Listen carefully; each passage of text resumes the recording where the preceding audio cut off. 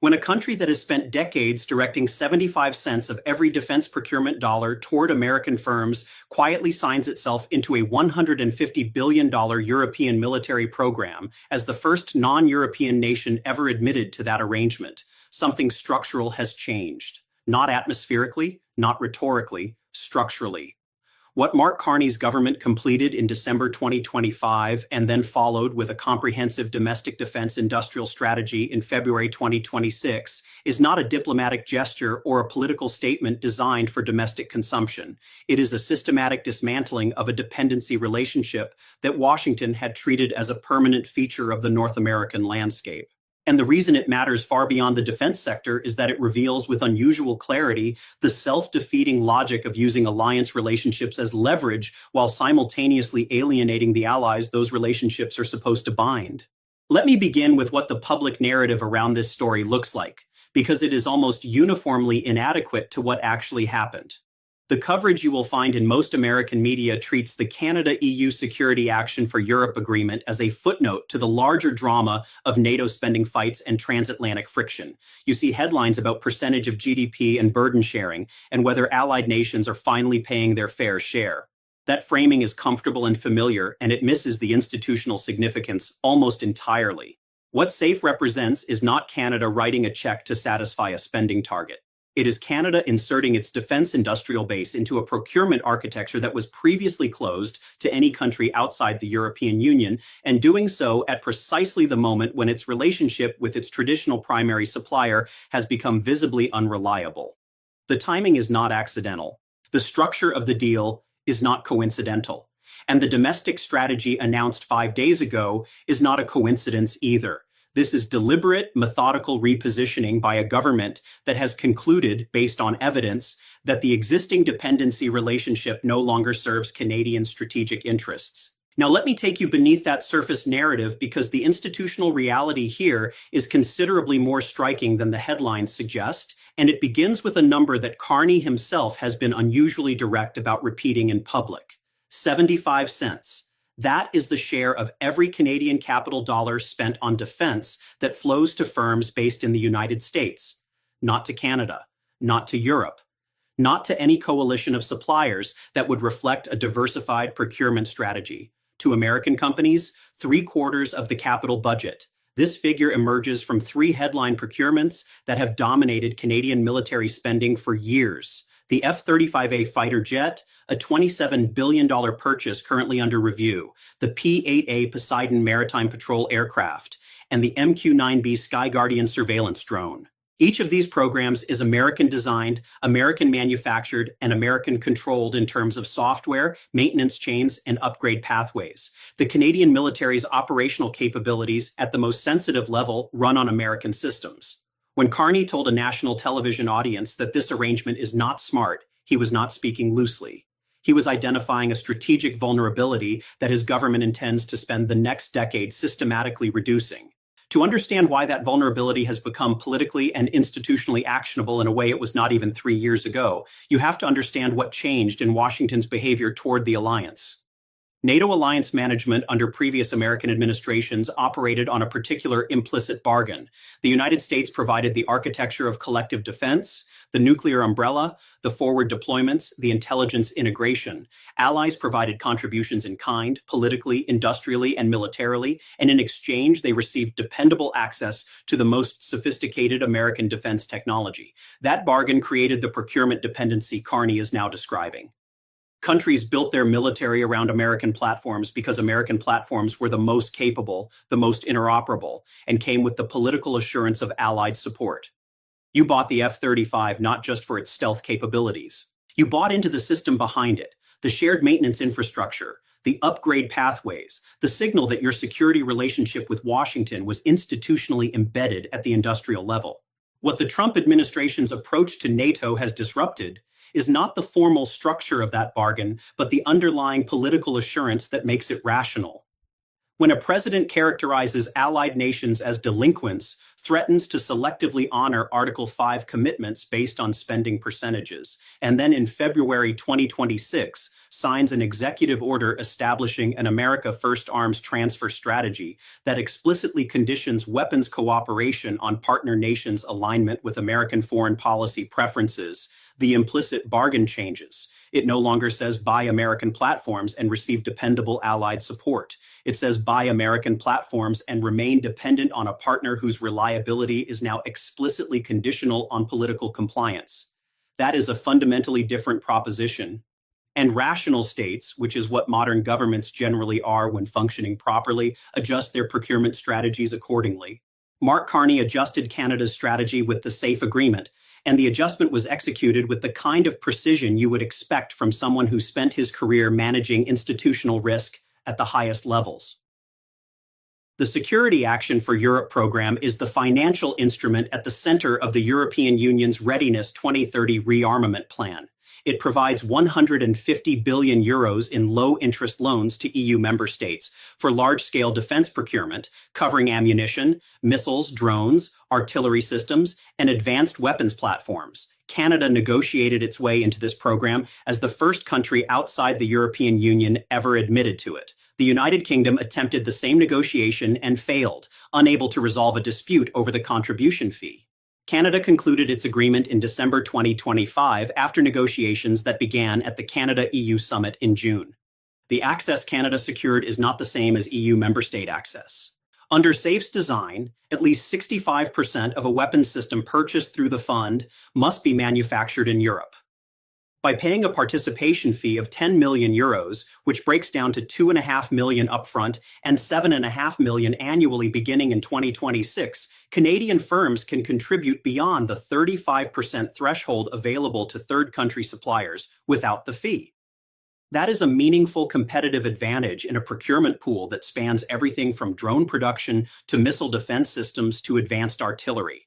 I want you to sit with the scale of what this opens for Canadian defense industry, because the numbers matter here in ways that are easy to understate. EU member states are currently in the early stages of the largest European rearmament program since the end of the Cold War. Poland alone has been allocated 43 billion euros from the initial SAFE tranche. Romania has received 16.5 billion. France and Hungary each 16 billion. 19 EU countries submitted national defense investment plans before the November 2025 deadline. The Canadian defense industry analysts I find most credible are focused not on the first 150 billion euros, much of which is already allocated, but on what one senior official described as the real opportunity, the EU Parliament's multi-year fiscal framework for the next 5 years. That is where the volume of procurement contracts that Canadian firms can compete for will be determined. And Canada is now inside the architecture that governs those decisions rather than watching from outside it. This is where the parallel domestic strategy announced on February 15th and 17th, 2026 becomes essential to understanding the full scope of what is happening. Because SAFE without a domestic industrial strategy to capitalize on it would be a financial instrument without a delivery mechanism. Carney's government understood that, and the defense industrial strategy released this week is the other half of the equation. The strategy is built around a number that stands in direct contrast to the 75-cent figure. It sets a goal of awarding 70% of all federal defense contracts to Canadian firms within a decade. Today, that figure sits at 43%. Getting from 43% to 70% requires not just political will, but industrial capacity, trained workers, supply chain development, and the kind of sustained public investment that takes years to build. The strategy commits to exactly that. It is backed by $6.6 billion, targets the creation of 125,000 jobs by 2035, and proposes a 50% increase in Canadian defense exports over the same period. 10 specific industrial sectors have been identified where Canadian manufacturing will become the default option for military procurement. The serviceability targets embedded in the plan tell you something about the baseline the government is starting from. 54% of Navy ships are currently not serviceable, 55% of Air Force planes, 46% of Army vehicles. The strategy sets targets of 75, 85, and 80% respectively. That is not just an industrial policy.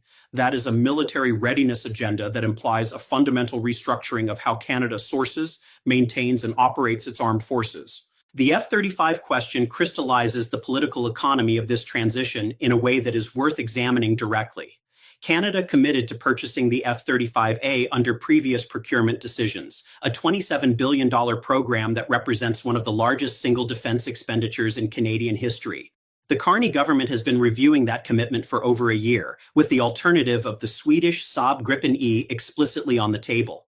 The Gripen offers something the F-35 cannot: the possibility of manufacturing the aircraft domestically in Canada. Saab has represented publicly that Gripen production can be established in Canada.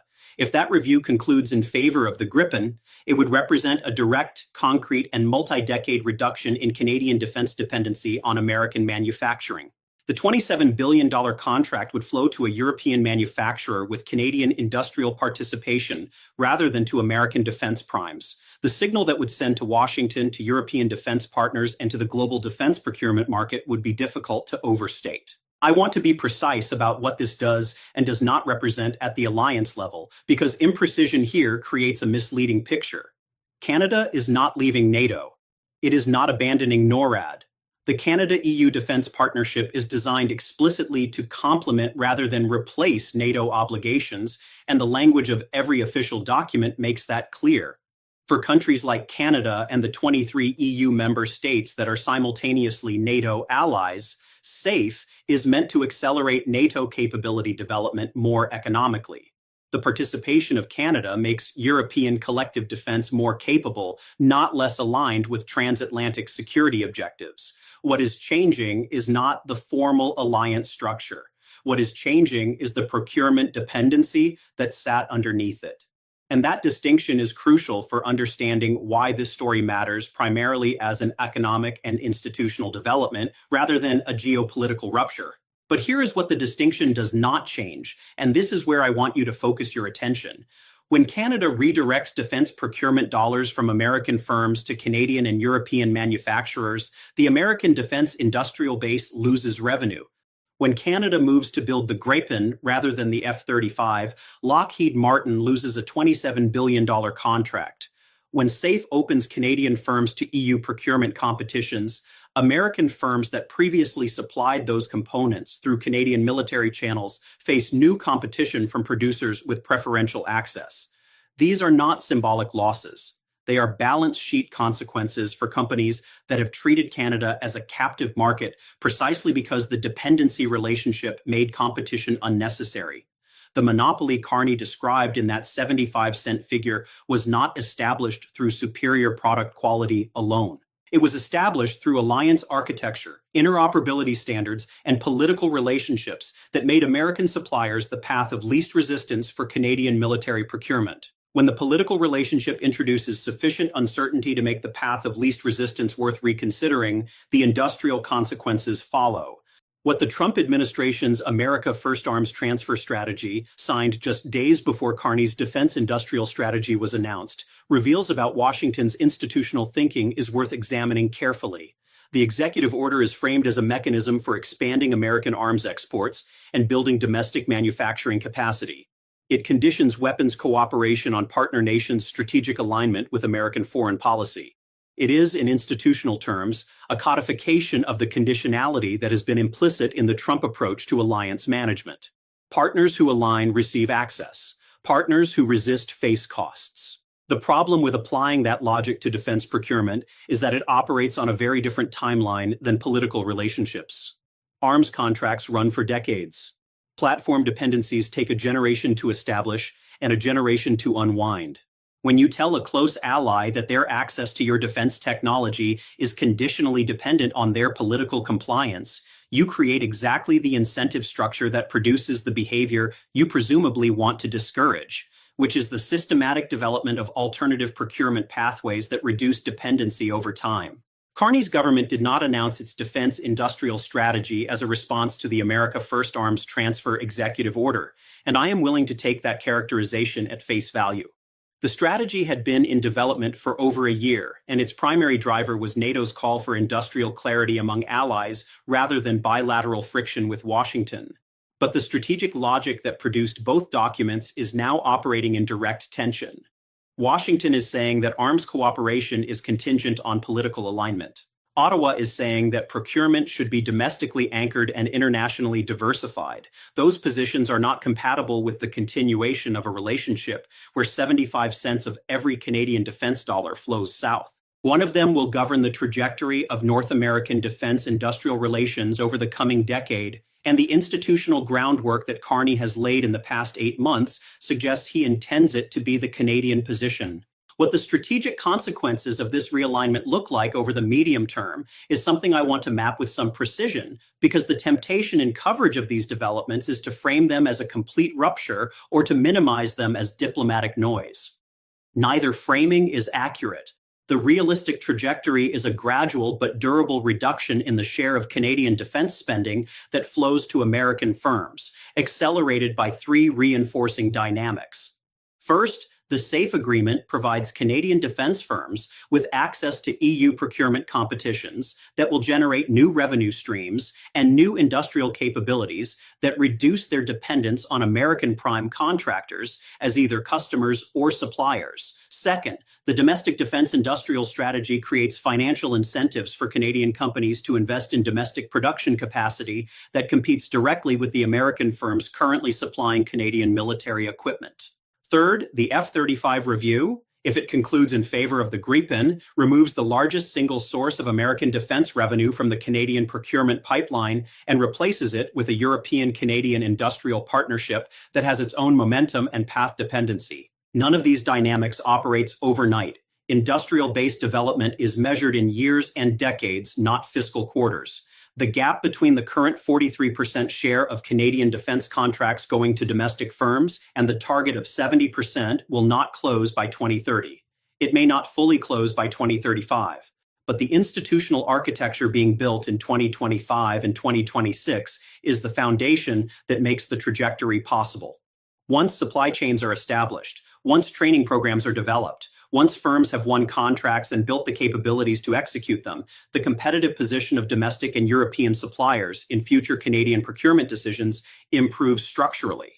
That kind of institutional change compounds. The Munich Security Conference in February 2026 provided a useful backdrop for understanding how these bilateral defense developments sit in the broader Allied context.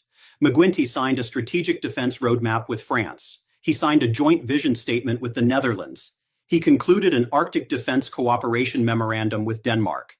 Each of these agreements represents a new bilateral defense relationship that did not exist in this form 12 months ago. They are not transactional arrangements. They are frameworks for ongoing cooperation across procurement, research, capability development, and strategic planning. When you build that many bilateral defense relationships in that short a time frame, you are not just adding diplomatic contacts. You are building the institutional infrastructure of a defense industrial network that operates independently of the American relationship. That network then generates its own gravity, attracting investment, facilitating technology transfer, and creating interoperability standards that reflect Canadian and European priorities rather than American ones. What I find most analytically significant about the sequence of events from June 2025 to February 2026 is the speed and coherence of the institutional architecture being assembled. Canada-EU Security and Defense Partnership signed in June. SAFE negotiations concluded in December. Defense Investment Agency established in October to accelerate procurement. Defense Industrial Strategy released in February. That is a complete institutional framework for defense industrial independence, developed and deployed within 8 months. Whatever one thinks of the underlying policy choices, the organizational competence reflected in that timeline is striking. This is not the behavior of a government improvising in response to external pressure.